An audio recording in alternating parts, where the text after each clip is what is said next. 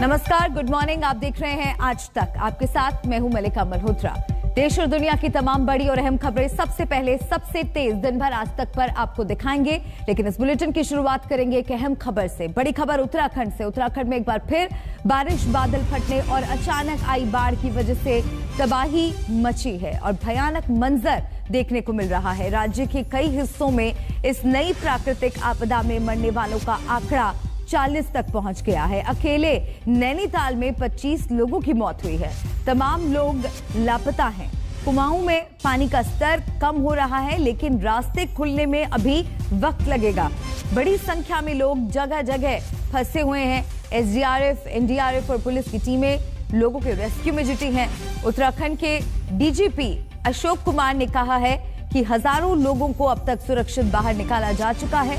गढ़वाल में हालात कुछ सुधरे हैं। बंद पड़े रास्तों को एक बार फिर खोला गया है। कल से चारधाम यात्रा शुरू होने की भी उम्मीद जताई गई है।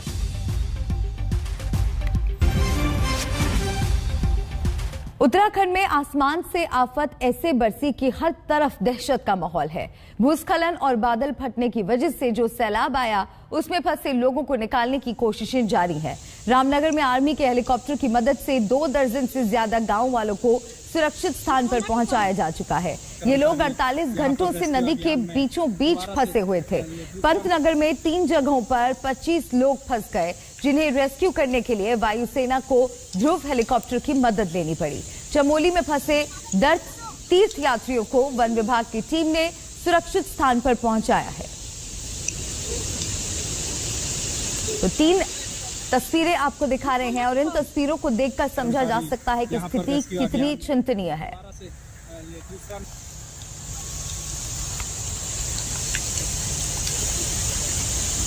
और उत्तराखंड में जिस तरह से कुदरत खेल खेल रहा है, उस पर पीएम मोदी ने भी चिंता जताई है और ट्वीट किया है।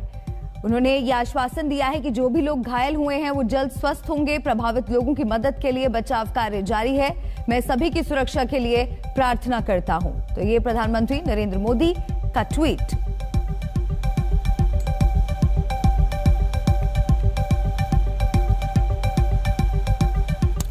चलिए आगे बढ़ते और अब बात कर लेते हैं पंजाब की सियासत की। पंजाब में जारी राजनीतिक दंगल दिन ब दिन रोमांचक होता जा रहा है। पूर्व सीएम और कांग्रेस के कद्दावर नेता अमरिंदर सिंह ने आखिरकार नई पार्टी बनाने का ऐलान कर दिया है। अमरिंदर ने 2022 में होने वाले विधानसभा चुनाव में बीजेपी के साथ गठबंधन की भी इच्छा जाहिर की है, लेकिन एक शर्त के साथ।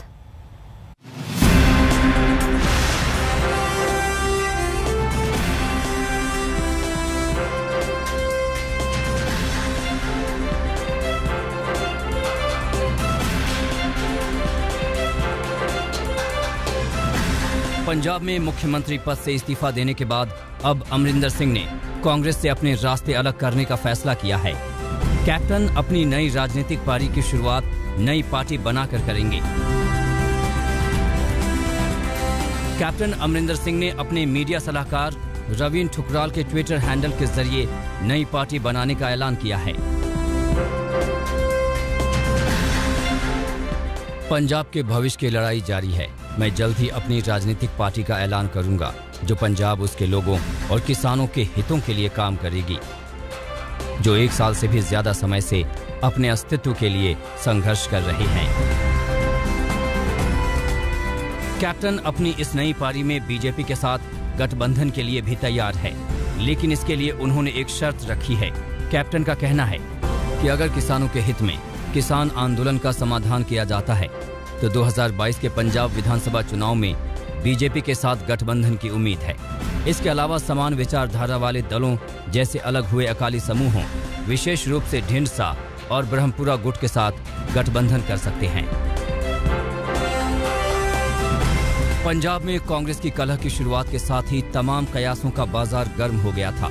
कैप्टन ने जिस तरह मुख्यमंत्री पद से इस्तीफा सौंपा और सिद्धू की राह में कांटे बिछाए, उससे साफ था कि वो ज्यादा दिन कांग्रेस में टिकने वाले नहीं हैं। इस्तीफे के बाद कैप्टन ने अपनी नाराजगी भी खुलकर बयां की थी। दिल्ली में केंद्रीय गृह मंत्री अमित शाह के साथ उनकी मुलाकात में जो गर्मजोशी देखने को मिली, वो बीजेपी से उनकी नजदीकी बयां कर रही थी। अब कैप्टन ने खुलकर उस नजदीकी का इजहार भी कर दिया है। अब ये नजदीकी कांग्रेस को नागवार गुजर रही है। आज तक से खास बातचीत में पंजाब कांग्रेस प्रभारी हरीश रावत ने कैप्टन पर तीखा तंज कसा। हरीश जी, ये बताइए, अब कैप्टन ने साफ तौर पे कह दिया कि भाई किसानों के मुद्दे हल कर दीजिए, किसानों के पक्ष में कर दीजिए, हम आपको समर्थन कर देंगे, नई पार्टी बनाएंगे, आपके साथ गठबंधन कर लेंगे। देखिए, वो कौवा खाना चाहते हैं, तीतर बता रहे हैं, किसानों का बहाना ले रहे हैं। क्या कांग्रेस किसानों के लिए नहीं लड़ रही है?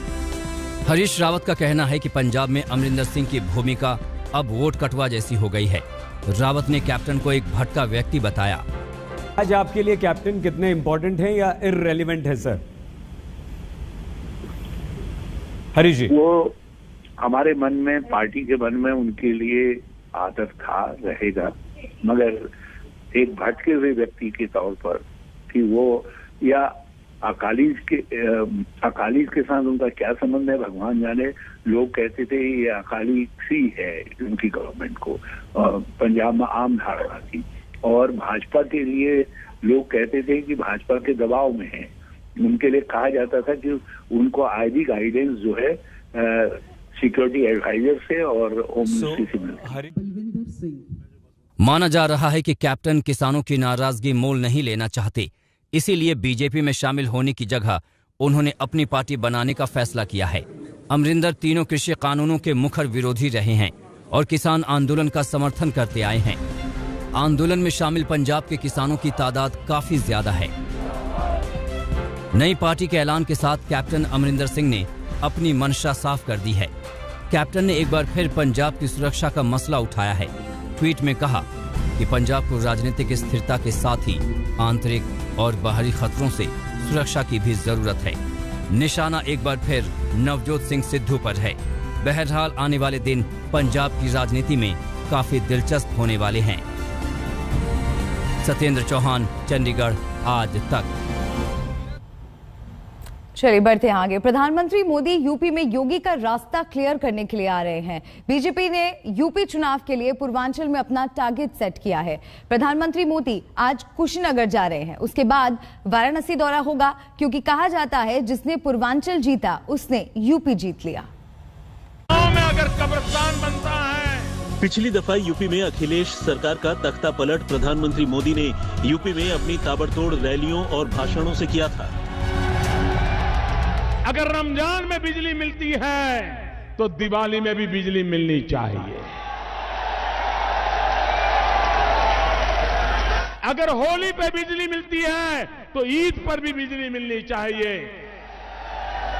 भेदभाव नहीं होना चाहिए। साल 2017 के यूपी चुनाव में मोदी ने शमशान और कब्रिस्तान वाले भाषण से यूपी की राजनीति ही बदल दी थी।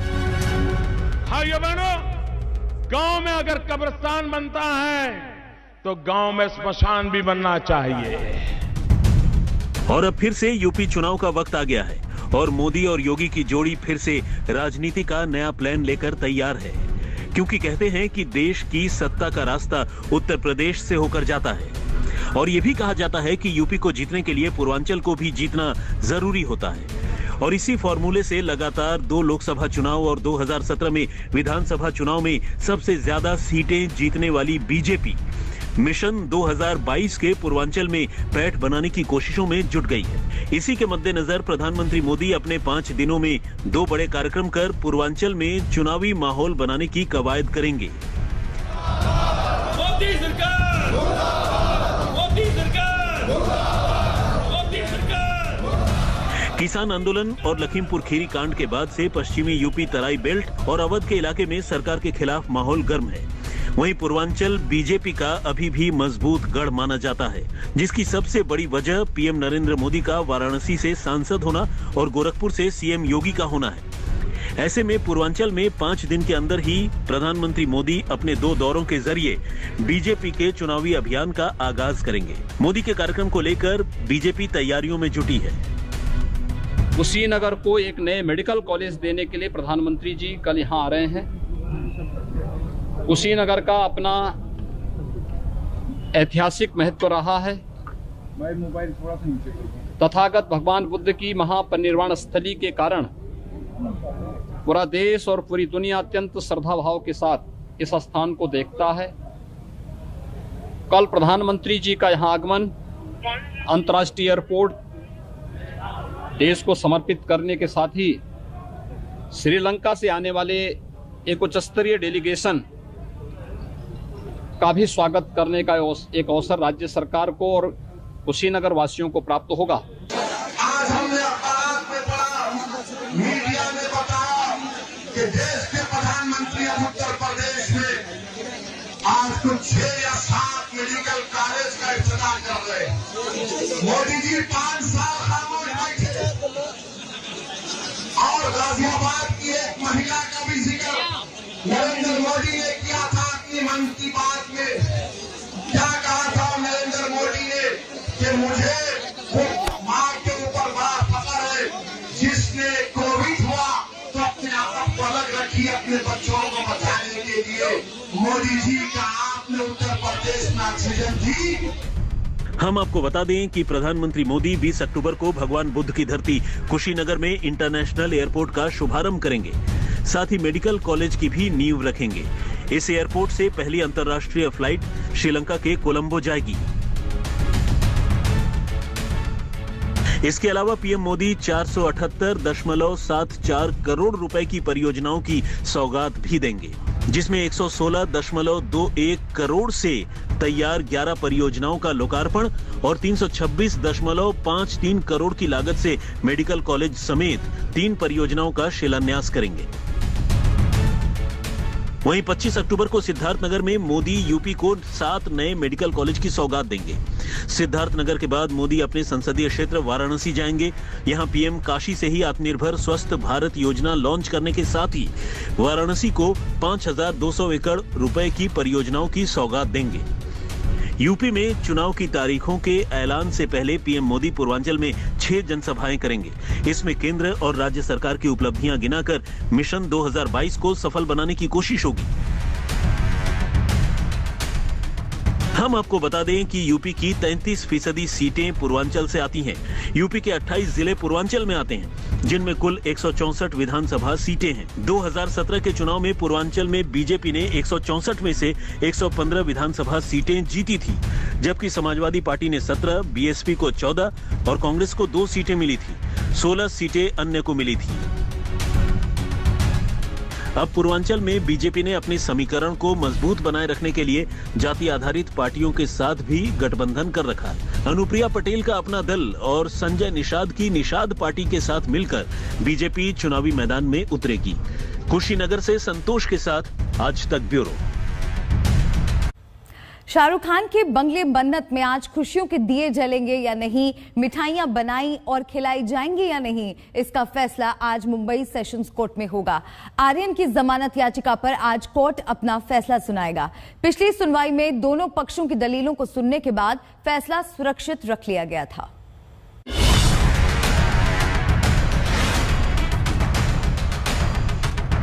क्रूज ड्रग्स केस में आर्यन खान को जमानत मिलेगी या नहीं मिलेगी, यह फैसला आज सेशन कोर्ट लेगा।